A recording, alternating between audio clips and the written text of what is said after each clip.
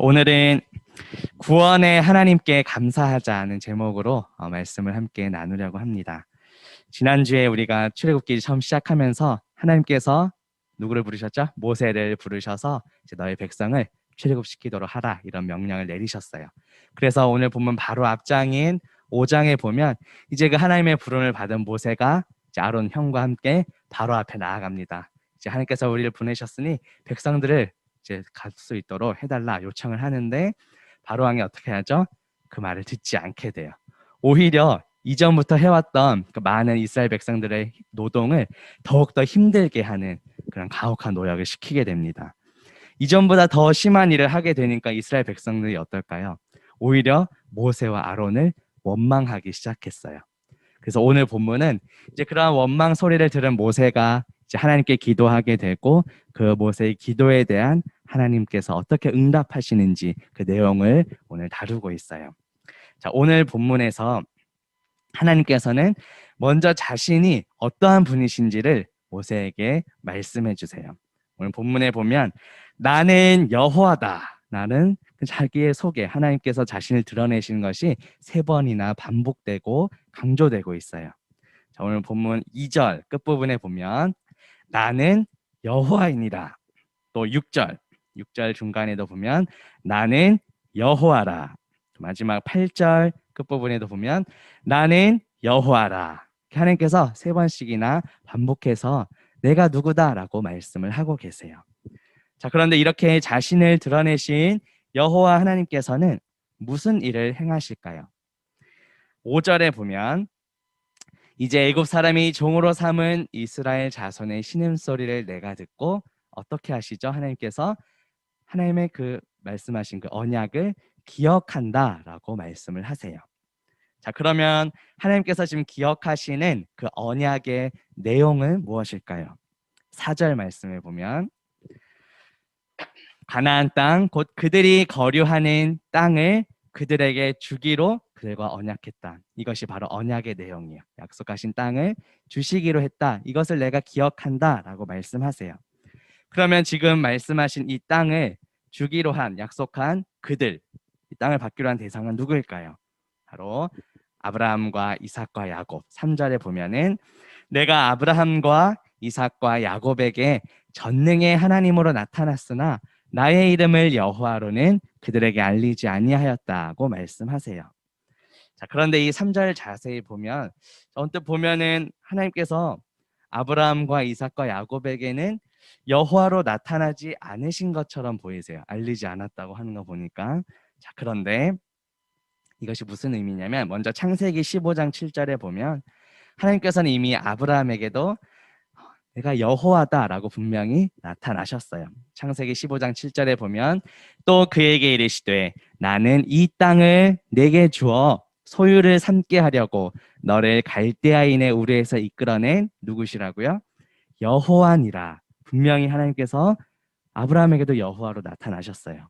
자, 또 야곱에게도 나타나셨는데요. 창세기 28장 13절에 보면 또 본즉 여호와께서 그 위에 서서 이르시되 나는 여호와니 너의 조부 아브라함의 하나님이요 이삭의 하나님이라.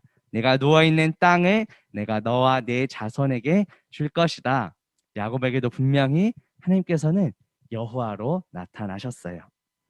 자, 따라서 지금 오늘 본문에서 모세에게 나는 여호와다 다시 말씀하시는 것은 과거에 이렇게 아브라함, 이삭, 야곱과 조상들과 맺었던 언약을 이제 하나님이 기억하시고 그 약속하신 것을 반드시 이루시겠다는 아주 하나님의 강한 의지를 드러내 주시는 거예요. 자, 오늘 본문에서 하나님께서는 그 약속을 기억하시고 반드시 내가 이루겠다고 말씀하세요. 자, 오늘 어떻게 이루시는지 3가지로 나누어서 살펴볼 텐데 첫째는 우리를 속량하심으로 그 약속을 이루어 가세요.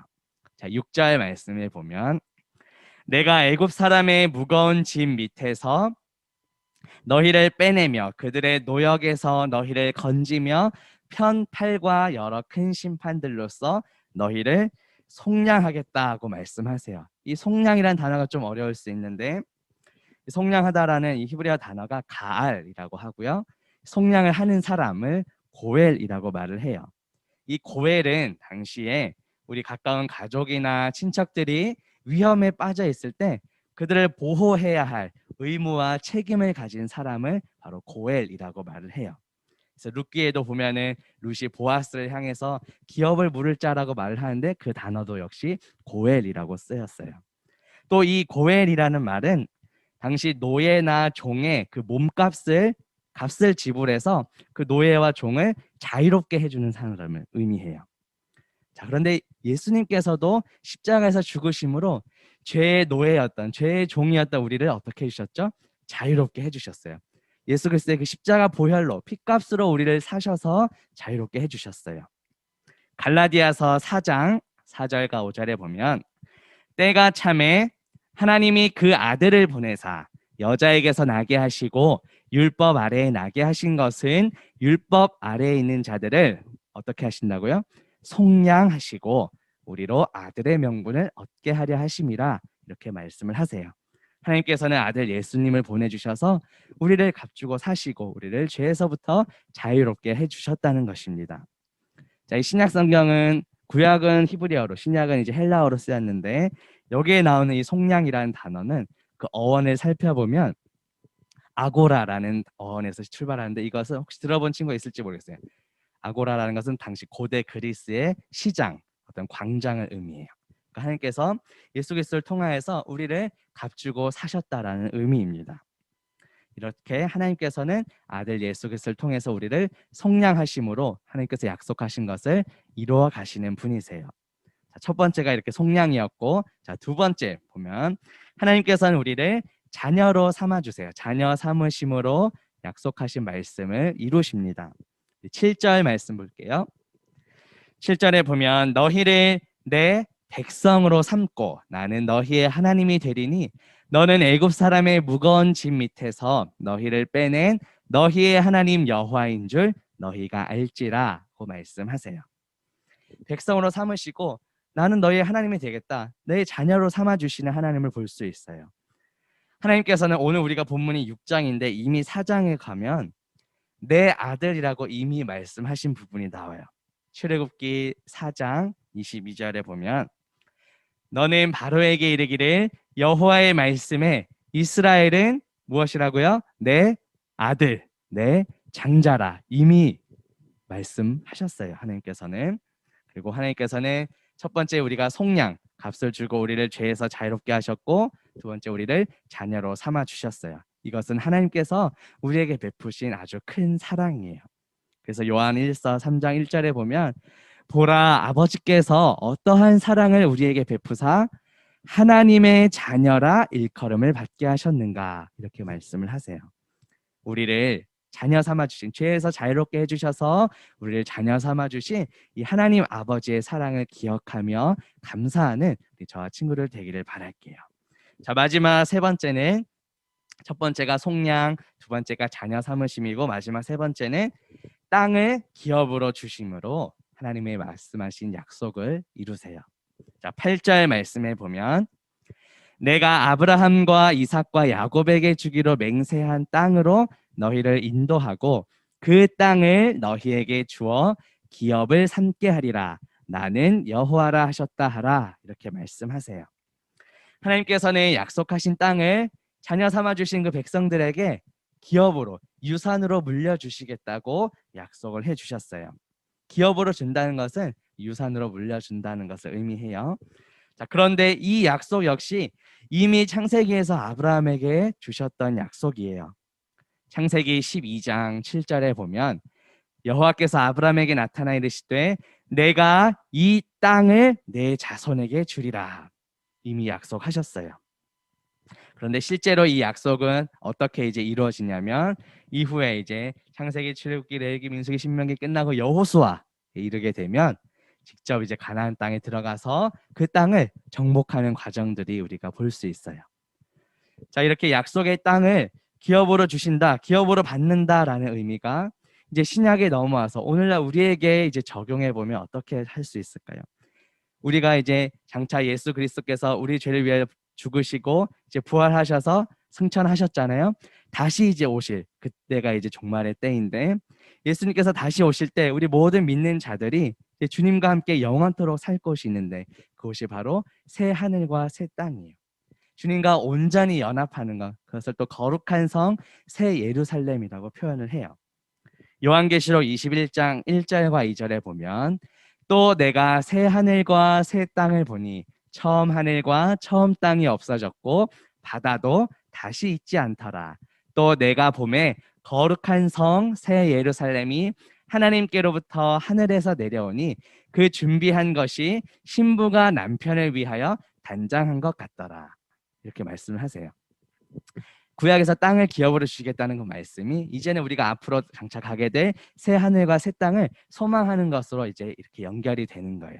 자, 이미 예수님께서 오심으로 하나님 나라는 시작되었어요. 천국이라고 하는 것이 어떤 건물을 의미하는 것이 아니라 예수님과 동행하는 삶, 하나님께서 다스리시는 것이 바로 하나님의 나라인데, 하지만 우리가 구원이 궁극적으로 완성되는 것은 예수님께서 다시 오실 때 온전한 구원의 완성이 이루어지는 것입니다. 자, 그리고 그곳이 어떠한 곳인지 이제 베드로전서 1장 4절에서 좀 더 설명을 해주는데, 자, 베드로전서 1장 4절에 보면 우리가 있게 될 그 기업, 그 유업이 어떠한 곳인지 설명을 해줍니다. 보면 썩지 않고 더럽지 않고 쇠하지 아니하는 아주 좋은 것이다라고 설명을 하고, 그리고 곧 너희를 위하여, 우리를 위하여 하늘에 간직하신 것이라고 말하면서 확실하게 그것이 보장되어 있음을 우리에게 알려주고 있어요. 여기에서 말하는 유업도 아까 말한 기업과 같은 뜻이에요. 우리에게 유업 유산처럼 물려주시겠다는 뜻이에요.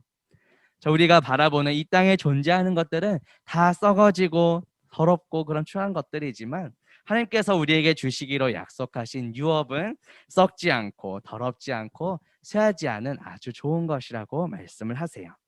자, 그런데 예수님께서도 산상순 마태복음 5장 5절에서 이렇게 말씀을 하세요. 온유한 자는 복이 있나니 그들이 땅을 기업으로 받을 것이미요 라고 말씀하셨어요.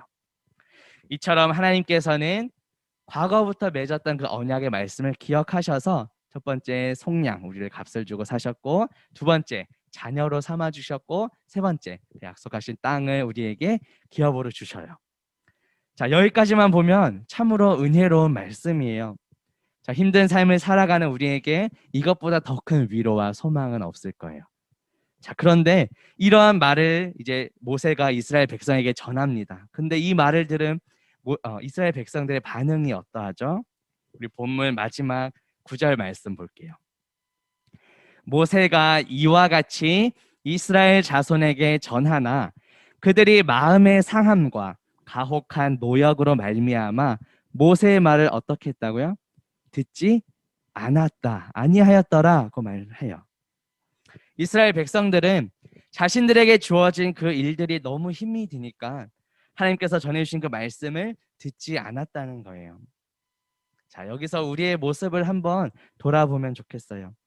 내가 지금 힘들다고 해서 하나님의 말씀을 듣지 않고 외면하지는 않았는지 한번 돌아봅시다. 우리가 앞으로 살아가다 보면 정말 어려운 일들이 많이 닥치게 될 거예요. 그럴 때마다 하나님의 말씀을 외면하기보다 이 약속의 말씀을 우리가 기억하길 원합니다. 하나님께서는 이미 우리를 구원해 주셨어요. 오늘 나눈 말씀처럼 우리를 값을 주고 사신, 속량해 주시고 우리를 자녀로 삼아 주시고 그 약속하신 땅을 우리에게 기업으로 주시겠다고 말씀하셨어요. 그렇기 때문에 이제 우리가 할 것은 이 약속의 말씀을 믿고 감사하는 거예요. 그래서 골로새서 2장 7절에 보면 믿음에 굳게 서서 감사함을 넘치게 하라고 말을 해요. 그런데 이제 그 안에라고 말을 하는데 이 그 안이 누구를 가리키는 것일까요? 바로 예수 그리스도를 가리켜요. 바로 앞절인 골로새서 2장 6절에 보면 그러므로 너희가 그리스도 예수를 주로 받았으니 그 안에서 행하라 말씀하셔요. 하나님께서는 우리의 어떠한 자격이나 우리의 어떠한 조건이 아니라 전적인 하나님의 은혜로 우리를 구원해 주셨어요. 내가 처한 어떤 환경이나 그런 환경과 상황에 상관없이 오직 예수 그리스도를 통하여 우리를 구원해 주셨어요. 우리가 살아가다 보면 여러 고난과 또 상황의 힘듦 때문에 우리의 믿음이 흔들릴 때도 있을 거예요. 또 심지어 내가 구원받은 것이 맞나? 이런 생각이, 구원의 확신마저 약해질 때가 있을지도 모르겠어요. 하지만 우리의 믿음과 또 우리의 구원의 확신은 내가 처한 어떤 상황이나 환경, 나의 어떤 감정이나 기분에 따라 그것이 좌지우지 되는 것이 결코 아니에요. 이스라엘 백성들은 자신의 그런 힘든 일 때문에, 자신들의 그런 어려운 상황 때문에 하나님의 말씀을 듣지 않는 어리석음을 범했어요. 하지만 우리 하나님은 어떠한 분이시죠? 그러한 연약한 마음과 모든 상황을 뛰어넘어서 오직 은혜로, 오직 예수 그리스도를 통하여 우리를 구원하신 분이세요. 우리를 속량해 주시고 우리를 자녀 삼아 주시며 약속하신 땅을 기업으로 주세요. 자, 그렇다면 이렇게 구원의 은혜를 받은 우리는 이제 어떻게 살아가야 할까요? 하나님께서 우리를 구원해 주신 그 목적에 맞게 살아가야 돼요. 자, 그렇다면 하나님께서 우리를 구원하신 목적은 무엇일까요? 바로 하나님을 예배하는 거예요. 지난주도 살펴본 것처럼 하나님께서 이스라엘 백성을 출애굽시켜 주신 그 목적이 하나님을 섬기도록 하기 위함이라고 말씀하세요. 지난주 본문인 출애굽기 3장 12절 한번 다시 볼게요. 하나님이 이르시되 내가 반드시 너와 함께 있으리라. 내가 그 백성을 애굽에서 인도하여 낸 후에 너희가 이 산에서 어떻게 할 것이라고요? 하나님을 섬기리니 이것이 내가 너를 보낸 증거다. 출애굽의 목적을 분명히 말씀하고 계세요. 자, 그래서 실제로 출애굽기 15장에 보면 이제 홍해를 건너온 그 모세와 이스라엘 백성들이 자신들을 구원해 주신 하나님을 찬양하고 예배하는 모습이 나와요. 출애굽기 15장 2절에 보면 여호와는 나의 힘이요 노래시며 나의 구원이시로다. 그는 나의 하나님이시니 내가 그를 찬송할 것이요 내 아버지의 하나님이시니 내가 그를 높이리로다. 이스라엘 백성들이 하나님을 찬양합니다. 자신들 구원해 주신 하나님을 찬양하고 있어요. 우리가 아까도 예배 시작하면서 찬양을 하였는데 우리가 매주일 이렇게 교회 나와서 함께 찬양하며 예배하는 이유가 무엇일까요? 바로 나를 구원하여 주신 그 하나님의 은혜에 감사해서 우리가 그 믿음으로 찬양하고 예배하는 거예요. 우리가 교회에서 봉사하고 섬기는 것도 내가 잘나서 하는 것이 아니라 나를 구원하신 그 하나님의 은혜에 감사해서 그 반응으로 우리가 봉사하고 섬기는 거예요. 오늘 설교의 제목은 구원의 하나님께 감사하자예요. 구원의 하나님께서는 첫째 우리를 속량하시고, 두 번째 우리를 자녀 삼으시고, 마지막 세 번째 약속하신 땅을 우리에게 기업으로 주시겠다고 말씀하셨어요. 비록 당시의 이스라엘 백성들은 어려운 상황과 그 힘든 일 때문에 하나님의 말씀을 듣지 않는 어리석음을 범했지만 훗날 홍해를 건너고 나서는 자신을 구원해 주신 하나님을 찬양한 것을 우리가 보게 돼요. 우리 역시 살아가다 보면 여러 고난과 어려움들을 마주하게 될 겁니다. 그럴 때 우리를 속량하시고 자녀 삼으시며 약속의 땅을 기업으로 주신 그 하나님의 은혜를 기억하길 바랄게요. 그래서 오늘 반별 모임 때는 과연 내 삶에 있어서 하나님의 말씀을 듣지 못하도록 방해하는 것은 무엇인지 생각해 보면 좋겠어요. 그리고 하나님께서 내 삶에 베풀어 주신 그런 은혜들을 생각하며 감사의 제목들을 나누면 좋겠습니다. 그래서 고난이 닥칠 때 하나님의 말씀을 외면하기보다 나를 구원하신 그 하나님의 은혜에 감사하며 하나님께 영광 돌리며 살아가는 저와 우리 모든 친구들 되기를 주님의 이름으로 바라겠습니다. 우리 같이 기도할게요.